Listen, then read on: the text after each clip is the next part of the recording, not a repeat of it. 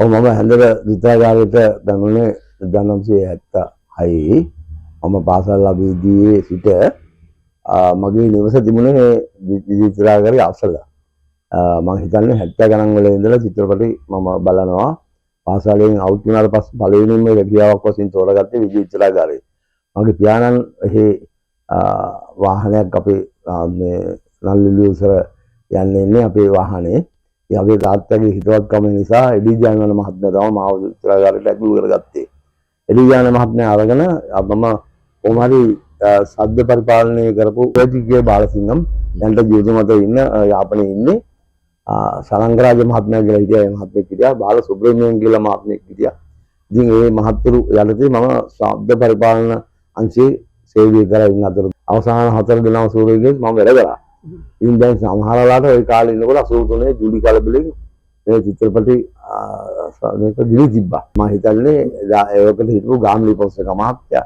එතකොට කැමරා ශිල්පී වාමදේවන් මහත්තයා. එතකොට මේ අපේ සුනිත් අමරසිංහ මහත්මයා. එතකොට චින්නජීරත්න මහත්මයා, ලලිත් ගුණවර්ධන මහත්මයා. මම හිතන්නේ රහසියක් මේ ශිල්පියොත් එක්ක කරලා හොඳම අධ්‍යක්ෂකවරු මම හිතන්නේ අජාසත් කියලා චිත්‍රපටයක් ගියා ජෝමයිකල් මහත්මයා. වාර්තාගත වුණා ESC HD ෆිල්ම්ස් කියලා ගැවි. එතකොට කිච්චිචාරිති කියලා ගැහුවා චිත්‍රපටයක්. ඒක ගැහුවේ විජේ චිත්‍රාගාරේ. දැන් මේ ගහලා මේ ඒ චිත්‍රපටය නිෂ්පාදනය කරපු කාලේ මට මේක ආසාව ඇති වුණා. අපි තරුණ වශයෙන් මට මේ ආසාව ඇති වුණාම මම කවදාද චිත්‍රපටයක් කරන බවට හිතාගෙන මම හිටියා.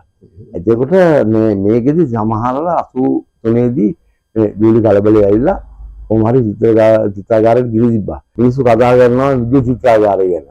විද්‍ය චිත්‍රාගාරයට ආපුව ඇවිල්ලා තිබුණ නැති අය විද්‍ය චිත්‍රාගාරය ගැන කතා කරනවා. සිංහල සිනමාව ගැන කතා කරනවා. අපිට අද දුකයි. මොකද නල්ලිලියෝ සම්බන්ධව ඒකට හිටු නල්ලිලියෝ අපිට උදව් උපකාර කරා. මේ ගාම්ලි පොන්සේක මහත්මයා විද්‍ය චිත්‍රාගාරයට හොඳ අයිතිකාරයෙක්. ඒ කියන්නේ එතුමා බුදුරජාණන් මහත්තයාගේ හොඳ මිත්‍රයෙක්. එතුමා ඇවිල්ලා බලනවා එදා රාජේන්ද්‍රන්දලි මහත්මයා, විජේ කුමාරතුංග මහත්මයා ඒගොල්ලෝ ඇවිල්ලා තමයි චිත්‍රපටි අංශේ මිනිස්සු කෑ ගහලා ඒගොල්ලෝ කරන්න ඕන හරිය කරලා මිනිස්සු ගිහිල්ලා. ඉතින් ඒ වගේ කාලයක් තිබුණා. ඉතින් හැබැයි ඒකෙන් ඊට පස්සේ අවසානයේ බැප්ටිස් ෆර්නෑන්ඩෝ මහත්තයා තමයි විජේ චිත්‍රාගාරේ මුදල් දීලා ගුණරත්න මහත්තයන් අරගෙන මොකද ඒ වෙලාවේ බැප්ටිස් ෆර්නෑන්ඩෝ මහත්මයා අවත හිටපු නිසා එයා පැනමා හොල්ලේ දාලා හිටපු නිසා එතුමා මේ සල්ලි වලින් මේක එයාගේ සල්ලි වලින් අරගෙන මෙයා බේරගත්තේ මෙයා. උඟක් බඩු වහන්න එයා තමයි චිත්‍රපටි අරගෙන ගිහිල්ලා බේරගත්තේ. ඉතින් දැන් ජීවතුන් අතර මම විතරයි විජේ චිත්‍රාගාරේ වත්තලාසනේ ජීවතුන් අතර ඉන්නේ. ඇත්තටම 83 ජූලි කලබලේ කියන්නේ මම මේකේ කුඩා කාලේ ඉඳලා මේ චිත්‍රාගාරයට හරි ආදරෙන් වැඩ කරේ. 83 ජූලි කලබලේදී අපි උඟක් කඩා වැටුණා. ඇත්තටම මේක තියාගන්න දුකයි. අපිට ඇත්තටම මහමෙරක් නැති වුණා වගේ. මොකද ඒක මම හිතන්නේ නොදුනත් කර නිෂ්පන්නයම කරපු පාප වැඩෙන් රැකියාවල් අහිමි වුණා. සිංහල සිනමාව කඩා වැටුණා. ඇත්තටම මේ වෙලාවේ ගාම්ලි පොන්සේක මහත්මයා ඇවිල්ලා මේවා ටිකක් බේරගන්න උදව් කරා. ඒකෝද රාජේන්ද්‍රන්දලි මහත්මයා, විජේ කුමාරතුංග මහත්මයා ඇවිල්ලා ඒතකොට බැප්ටිස් ෆර්නෑන්ඩෝ මහත්මයා ඉඳලා ඉතින් මේක බේරගත්තා. හැබැයි බේරගන්න 100% බැරි වුණා. උගක් චිත්‍රපටි නැතිලා ගියා. ඔබ දැනගත යුතු එකම කාරණාවක් තියෙනවා. අපිට ලංකාවේ චිත්‍රපට සංරක්ෂණ ස්ථානයක් මිනිස්සු දන්නවා තියෙනවද නැද්ද කියන එක සමහරක් වෙලාවට දෙමෙන්නම තමයි භාවිතා වෙන්නේ. ඇත්ත වශයෙන්ම ජාතික ලේඛන ආරක්ෂක දෙපාර්තමේන්තුවේ සංරක්ෂණය ගැන ඔබ අහලා තියෙනවද දන්නේ නැහැ. ඇත්තම ඒක තමයි මම හිතන්නේ චිත්‍රපටි 237ක් වගේ ලේඛනාගත වෙලා තියෙනවා. අපේ ජීවන්ගත ලෙස්ටර්ජී ස්පිරිට් මහත්මයාගේ උපන් දිනයක් දවසේ එයාගේ සිහිනයක් සභා කිරීමට ලේඛන ආරක්ෂක දෙපාර්තමේන්තුව සහ චිත්‍රපට සංස්ථාව එකතු වෙලා මේ නිර්මාණය කරේ. මේක ඇත්තටම ලොකු වාරකාරයක් නිසා මේ වැඩේ කාටවත් දුන්නේ නැහැ. ලලිත් පාලිත මහත්මයා කියලා කෙනෙක් ඉන්නවා. එතුමා කාර්මික යානයේ තියෙන බොහොම නිහතමානී මහත්මයෙක්. ඇත්තටම මම කිව්වා මම සිංහල සිනමාවේ දැනටත් ජීවත් වෙන පුද්ගලෙක්. මම ඇත්තටම හොයාගේ විශ්වාසයක් ගන්නවා. මම ගිවිසුම ලස්සන කරන්න කියලා. මම තමයි මම හිතන්නේ 2014 ඒ ගිවිසුමට එතුමාව මේ දිරිගැන්වීම සඳහා ගිවිසුම ලස්සන කරේ. ඇත්තටම අපේ ජීවදරුවන්ට චිත්‍රපට ලෝකේ ගැන හඳුනාගන්න ස්ථානයක් තිබුණේ නැහැ. ඇත්තටම විදේශී ලංකාවේ චිත්‍රපට වල විස්තර සොයා ගැනීමට අපහසුයි. ඉතින් වැඩිම චිත්‍රපට ගණනාව කීගාවට ස්නාගොඩ ඉතාලි මහත්මයාගේ සංරක්ෂණයට දිදිනවා. එතුමත් පරණ පුරෝගාමිකෙක්. ඊට පස්සේ මම හිතන්නේ තියෙනවා වෝල්ටර් මහත්මයා ගාවත් සංරක්ෂණයක් තියෙනවා. මම හිතන්නේ ඒ ඇරෙන්න නීති අනුකූලව භාගයක් තියෙන සංරක්ෂණ මම නම් අහලා නැහැ. සමහරවිට හොර ඒවා තියෙනවද දන්නේ නැහැ. තව මට කරුණක් කියන්න තියෙනවා. මේ කරුණ නම් දේශීය සිනමාවේ ඇත්ත සොයාගිය මිනිසෙක් ඉන්නවා.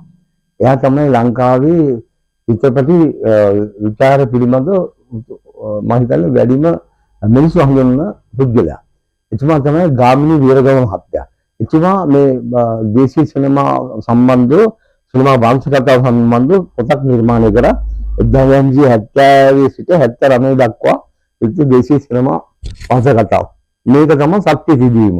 මේවා සමහර කරලා බොරු කරන්න බෑ. මම මේක කියවලා මම මේ උත්සවයට ගියා. උත්සවයේදී ගත්ත පොතක්. මේවා කියවලා තමයි අපි මිනිසුන්ට ඇත්ත කතා කරන්නේ. දැන් මේකේ ඉන්නේ චිත්‍රපට කරපු අය. ලොකු අයවත් මේ සිනමාව ගැන කතා කරන එක හරි පාඩුවක්. අනිත් එක හොඳ නෑ. මේ මිනිසුන්ට අගෞරව කරන්නේ. සංරක්ෂණ සහ කෞතුකාගාර කියන කතන්දරයක් වෙනම තියෙනවා.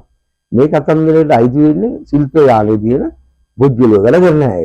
සමහරක් සංරක්ෂණය කියලා කියනවා බෝතල් පත්‍ර කඩකාරයන්ගේ ගන්න බඩු ඒ ගෙනියලා මේ කැමරා වල ආසක් කරනම ගන්නවා. අර බඩු වල ආස වුණාම ගන්නවා. එහෙම අරගෙන සංරක්ෂණය කරලා එකෙනෙන් අහගන්නවා මේක කොහොමද කියලා. එහෙම අහලා කාලයක් කරනකොට ඉතින් එයාත් සංරක්ෂණයක වෙනවා. එහෙම වෙන්න එපා. කාර්මික ශිල්පී යානේ දැකලා මිනිසුන්ගෙන් අහලා බලලා උදව් අරගෙන මේක කරුවොත් තමයි මේ සංරක්ෂණයේද මේවා වටිනාකම මේ විලුණු වෙන්නේ. නැත්නම් බෝතල් පත්‍ර කලකාරයෙක් වෙන්න තමන් හිතන්න එපා. කලාකාරියෙක් වෙන්න නිහතමානීව. ඇත්තටම මම දැනුවත් තියෙන්නේ චිත්‍රපටි බඩු බහන්න. ඒ කියන්නේ කාර්මික ශිල්පයට උදව් ගන්න බඩු බාන්න තියෙන්නේ දලුගම සරසවි චිත්‍රාගාරේ. ඒ හැරෙන්න ඉතින් එක පුද්ගලයන්ගේ ගෝල් ඇති. ඉතින් පාරේ බෝතල් පත්‍ර කාරයන් ගාවින් අරගෙන එකතු කරපේවා ඇති. ඉතින් ඒක ලබලා කරලා දෙයක් නැහැ. ඒ වුණාට නීති අනුකූල භාගයක් තියෙනවා. චිත්‍රපටයක් හදන මුල් අවධියේ ඉඳලා අවසාන දක්වා හදන. දැන් සමහර කරලා ළමයි දන්නේ ස්ලයිසර් එක මොකක්ද කියන්නේ. එතන එඩිටින් එකට මොයිලර් කියනවා. මොයිලර් කියපුවම මොකක්ද කියලා දන්න. බොබින් එක කියපුවම මොකක්ද කියලා දන්න. ඉතින් ඒ වලට එක වචන කියලා. ඒකට ඒව දැනගන්න පුළුවන්. සරසවි චිත්‍රාගාරයට ගියොත් ඒ මහත්තුරු ඉන්නවා. ඒගොල්ලෝ කියලා දෙයි. එතන තවත් මම හිතන්නේ මේවට සම්බන්ධ වෙච්ච මහත්තුරු ඉන්නවා. ඒගොල්ලන් දැනගන්න පුළුවන්. ඇත්තටම මේකට ව්‍යාජ දේවල් කරලා අපි අනාගතයේ දරුවන්ට යමක් කරලා මම හිතන්නේ මේ සමහර විශ්වවිද්‍යාලයේ අපේ දුවදරුණුත් එක කෙනාට හවුලා තියෙනවා. ඉතින් එහෙම වෙන්න එපා. මම හිතන්නේ සොයාගෙන යන්න තවත් ඉන්නවා ලංකාවේ මිනිස්සු.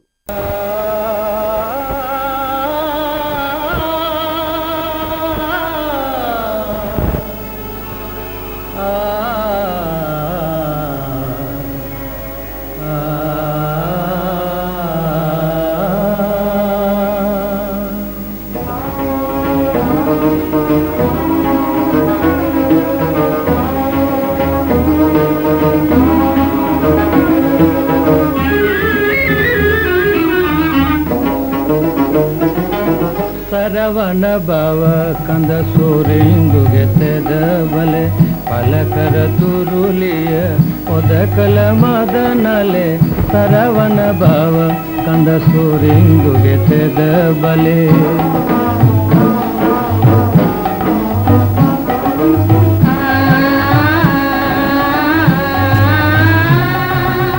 සිඹ සිඹ දෙව් සැපති මැණි ගංකලේ සිඹ සිඹ දෙව් සැපති මැණි ගංකලේ සැතපුව මැන සුවයහනක තුන් හෙලේ සරවන බව කඳ සූරින්දු ගෙතද බලේ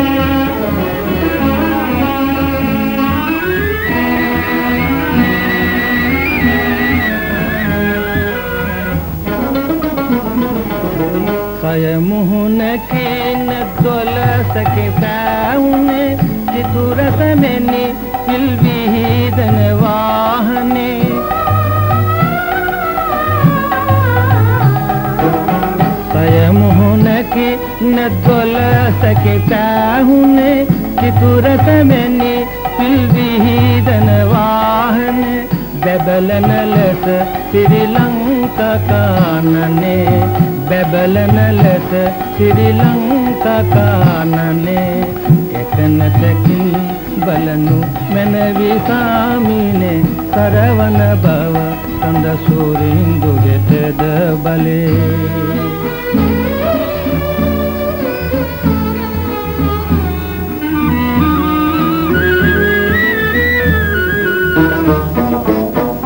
සමුදුනට ලැලදේ සෙවුලින්දු දදේ දොළසතකින් රණ ආවිදරු කඳරදේ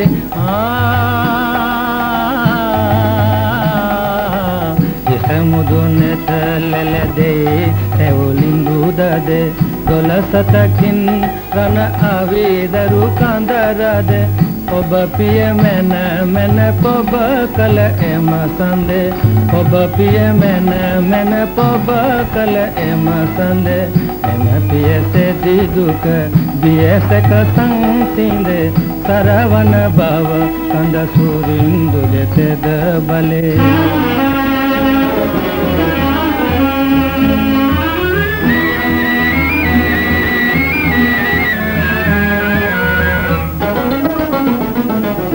බුදු සසුනට හෙළවග හට සැතසුනේ සදුගාමිනී රජුවර ලද එම බවේ